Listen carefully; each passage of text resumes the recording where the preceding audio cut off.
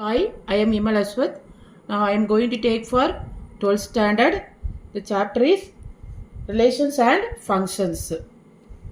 First, we have to give the definition. That is types of relation. First relation, that is a relation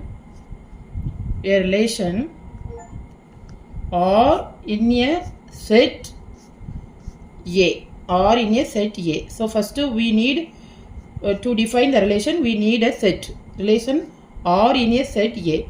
In this set we define a relation or in a set A is called reflexive. First one is reflexive. There is relation.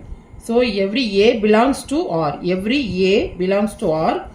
A comma A also belongs to R. A comma A belongs to R. Every A belongs to not R. Every A belongs to A in the set. Every A belongs to A. That is A comma A belongs to R. This is called as reflexive. Every A belongs to A. A comma A belongs to R. Then next symmetric.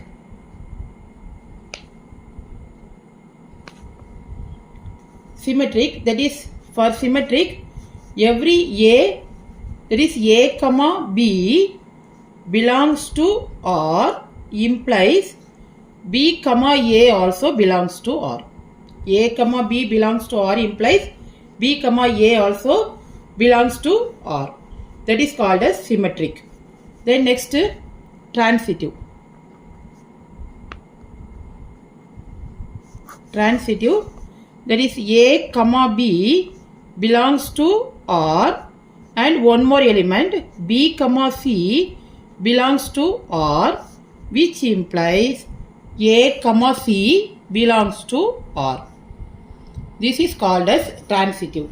There is A comma B comma C belongs to A. There is A comma B comma C belongs to A. A, B, C belongs to A. Here also A comma B belongs to A. A comma B belongs to A. So reflexive, symmetric, transitive. If a relation is reflexive, symmetric, transitive, then it is called as equivalence relation. A relation A or in a set A is called a equivalence relation if it is reflexive, transitive and symmetric.